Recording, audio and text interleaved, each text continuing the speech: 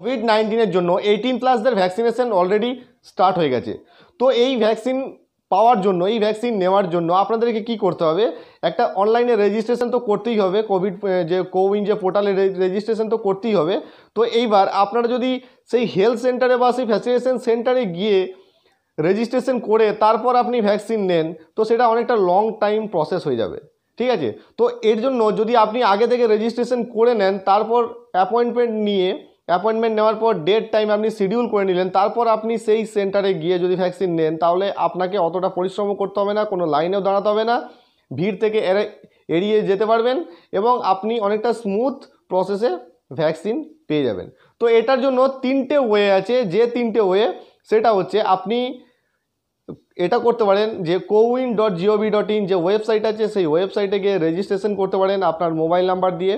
একটা মোবাইল নাম্বারের এগেনস্টে 4জন বেনিফিশিয়ারি অ্যাড করা যাবে, মানে একটা মোবাইল নাম্বারের এগেনস্টে আপনি আপনার ফ্যামিলি মেম্বার 4জনকে অ্যাড করতে পারবেন, সেই 4জন ভ্যাকসিনেশন নিতে পারবে যারা 18+ আছে, ঠিক আছে। অথবা যারা আরোগ্য সেতু অ্যাপ ব্যবহার করছেন বা যারা ব্যবহার করেন না, নতুন করে আরোগ্য সেতু অ্যাপ মোবাইলে, অ্যান্ড্রয়েড মোবাইলে ইনস্টল করে ওখান থেকে আপনি রেজিস্ট্রেশন করতে পারবেন।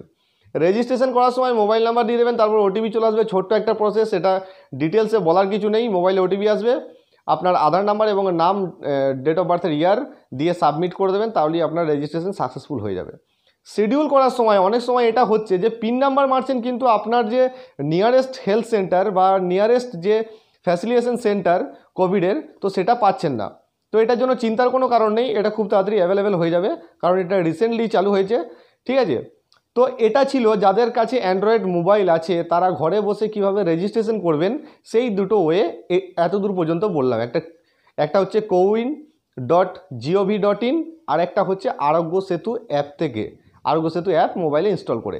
তো যাদের অ্যান্ড্রয়েড মোবাইল ফোন নেই বাড়িতে, তারা কিভাবে রেজিস্ট্রেশন করতে পারবেন, তারা কিভাবে ভিড় এড়াতে পারবেন, তারা ঘরে বসে শিডিউল করতে পারবেন কি করে, আপনারা আপনাদের নিয়ারেস্ট কোনো সিএসসি সেন্টারে চলে যান, কমন সার্ভিস সেন্টার, আপনাদের কোনো নিয়ারেস্ট সিএসসি সেন্টারে চলে যান, সেখানে সেই ভিএলই ভাই আপনাকে আপনার কোভিডের জন্য যে ভ্যাকসিনেশন তার রেজিস্ট্রেশন করে দেবেন, ঠিক আছে।